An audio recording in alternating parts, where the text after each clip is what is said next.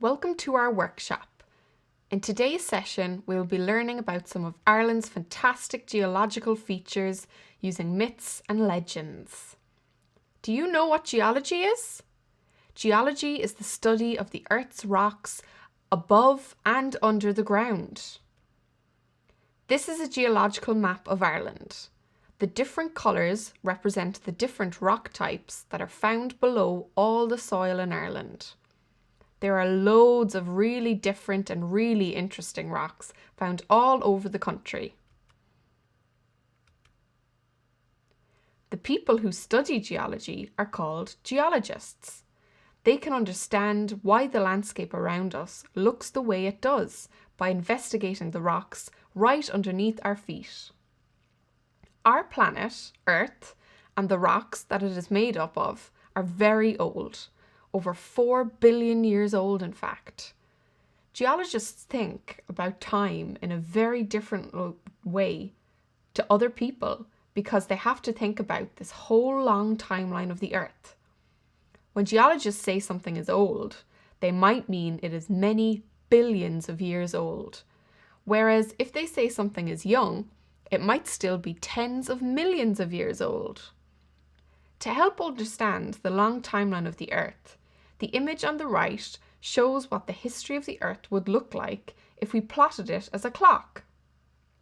On this image, you can see some major events that the planet experienced, and it also shows the evolution of life on Earth. Our species, humans, only have appeared 2 million years ago. Or if you think of it like a clock, we arrived at around 1 minute to midnight, making us a very young species in the mind of a geologist. So for today's workshop, here's what you will need.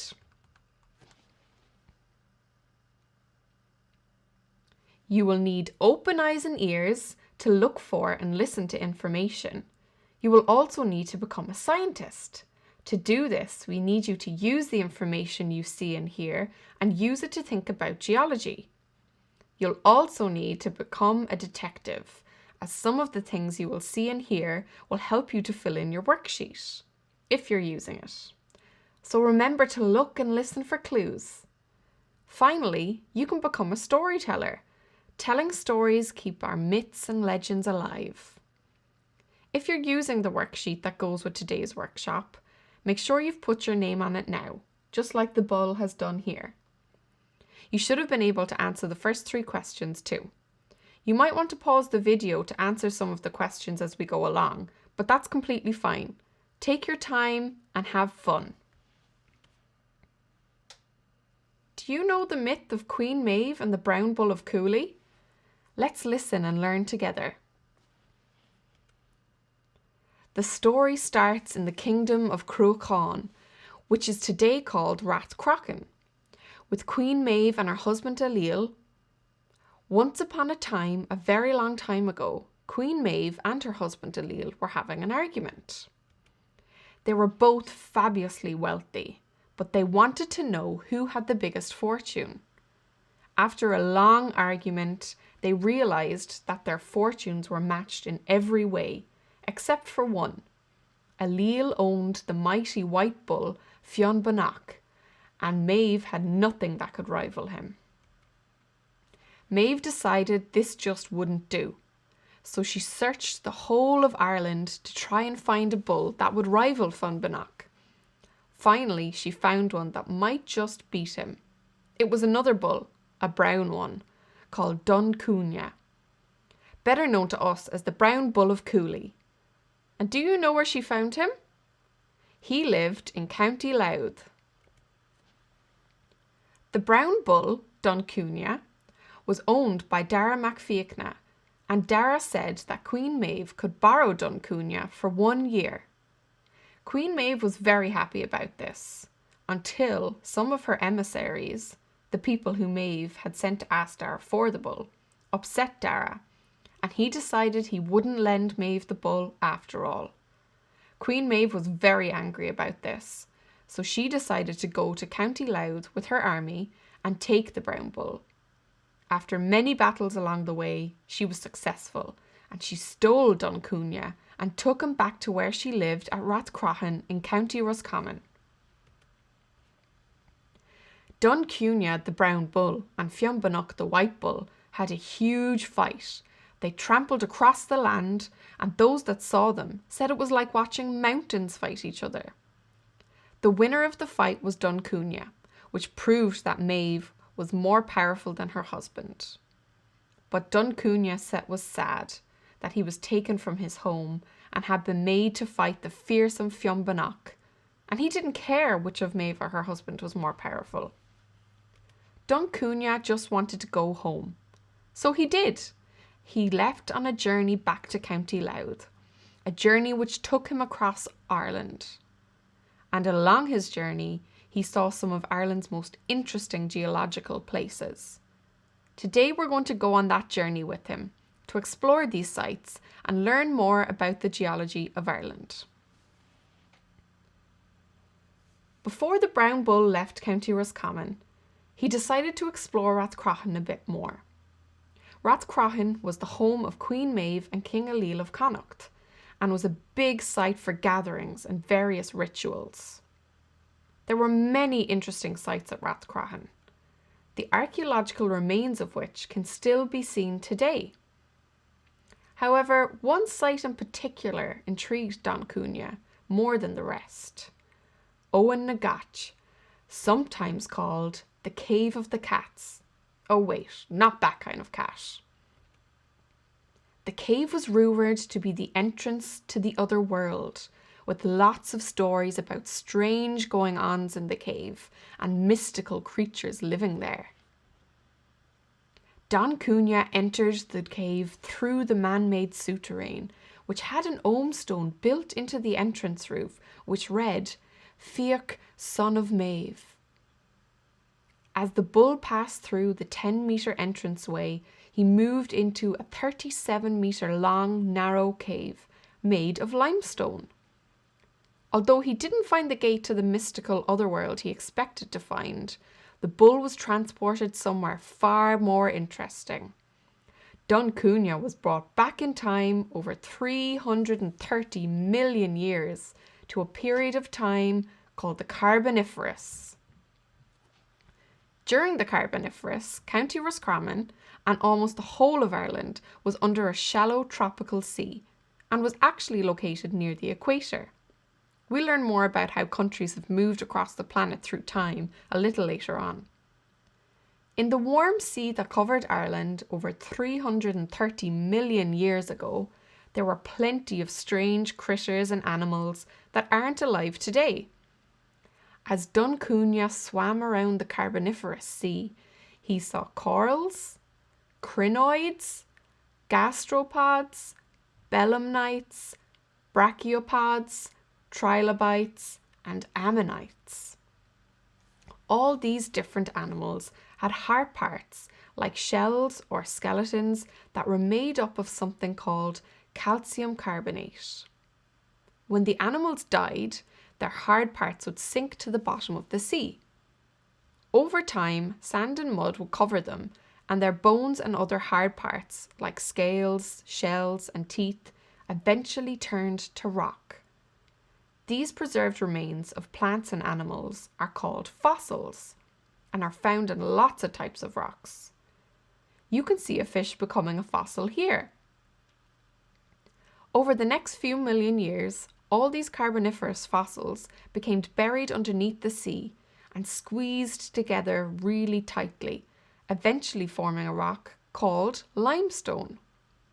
Limestone is used in the construction of lots of different buildings around Ireland, so next time you're walking by one of these buildings, take a closer look and you might just see some of these fossils. Here is one of Ireland's most famous buildings, Leinster House. It is made of limestone with lots of fossils in it.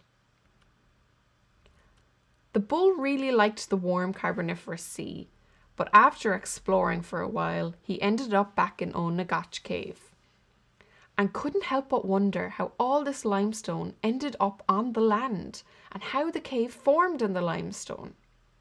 Well, after the Carboniferous period and over the next few 100 million years, sea levels in Ireland rose and fell as the land slowly travelled northwards to the position that it's in now. The land even became covered in a huge glacier during the last ice age.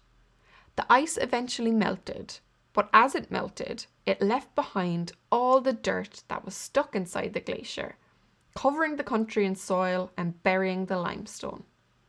The limestone remains buried under bogs and soil in most of the middle of Ireland. So how is there a cave in this buried rock? Well, as rainwater, which falls on the ground, seeps down deep into the soil and eventually comes in contact with the limestone. Remember when the bull was in the Carboniferous Sea and he saw all those creatures with the shells and skeletons made of calcium carbonate? Well, it turns out that this calcium carbonate, which now makes up the fossils in the limestone, actually starts to slowly dissolve when it is exposed to rainwater for a long time. So that's how the cave formed, thought the bull. The rainwater fell on the ground above the limestone, and as it made its way through the soil and down onto the rock below, it found cracks in the limestone and settled there. Over time, the rainwater dissolved the limestone in the cracks and started to make those cracks bigger and bigger until the cave formed.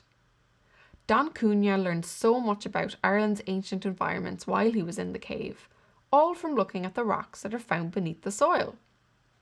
He decided he wanted to know much more of the story of Ireland's geological past, and so he came out of the cave and continued along his journey home. As Don Cunha moved further east, he came across some rocks that looked like they'd been all crumpled and crushed together. He decided to investigate these rocks further and found that rocks to the north were different to rocks in the south. And in the middle, it looked like they had all melted together. This confused Don Cunha. How did this happen, he thought? How did the rocks get crushed and melted together? Don Cunha investigated the rocks and learned more about the area from a local guidebook, and what he learned blew his mind. He learned that Ireland used to be two completely separate islands, or land masses, as geologists call them, because they were very big. A long time ago, these islands collided together to form the island of Ireland that we know today. But how does this happen? How can land masses move? This confused Don Cunha. He'd never seen land move. He decided to become a scientist and research how the land can move. He found out that the earth is much more complicated than he thought. It turns out that the inside of the earth is made of layers, kind of like a big spherical cake. The deepest layer is called the core, and this is like a big ball of rock and metal.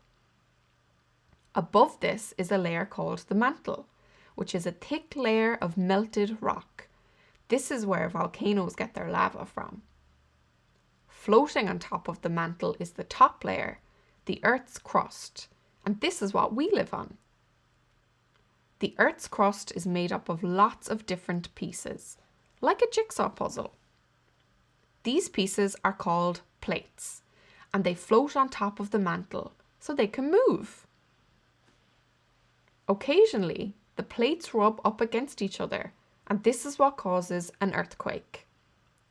The plates can also move away from each other, and when this happens, the melted rocks, or magma, from the mantle move upwards out onto the surface of the earth through volcanic eruptions. When the magma reaches the surface, it is called lava. This lava cools and hardens, forming volcanic rocks and new land. In Ireland, two big plates floated together and pushed up against each other, folding and melting the rocks in between because of the big pressure pushing them together. So this is what happened, thought Don Cunha. The land masses of Laurentia in the north and Avalonia in the south floated together, closing up the sea that was in between them and pushing up into each other when they crashed. Geologists call the place where the two land masses of Laurentia and Avalonia got stuck together the iapetus suture.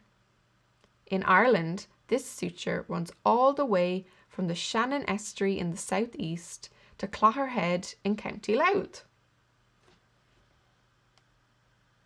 Wow, the bull thought. I really am learning so much about Ireland's ancient past from looking at all these different rocks. The last stop on the brown bull's journey was at Slieve Foy, one of the youngest geological places in Ireland. Remember how we mentioned that geologists think about time on really big timescales? Well, this is no different. Although it is considered geologically young, Slieve Foy is actually about 60 million years old.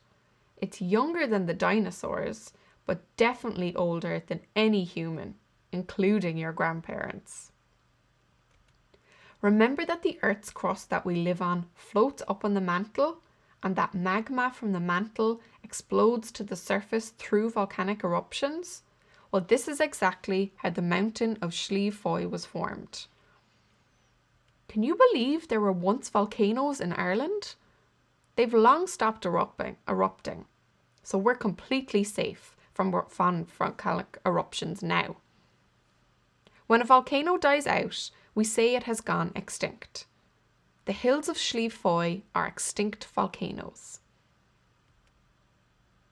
After the mountain was formed through the eruptions of ancient volcanoes, something really weird happened. More magma tried to push its way to the surface, but there was no volcano to explode out of anymore. Because there was no volcano, the magma cooled underneath the ground and pushed up the rocks around it. Since there wasn't enough room for the magma, the rocks above it popped upwards. The bit of rock that popped out was in the shape of a cone. Geologists call this a cone dike, and this can be seen at Slieve Foy today. Another super cool thing that happens to rocks when magma pushes up through them is that they get heated up and baked.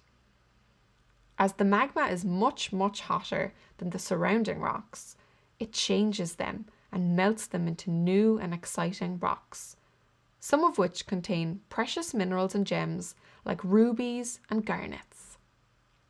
Unfortunately, there aren't any of these at Slieve Foy. Finally, the bull made it home to County Louth, and he learned so much about geology on his journey. Thank you for joining the bull and for joining us on our geological journey across Ireland. We hope you enjoyed the workshop and filling in your answer sheet. We at iCrag are always happy to answer any of your geological questions, so please get in touch if you want to learn more.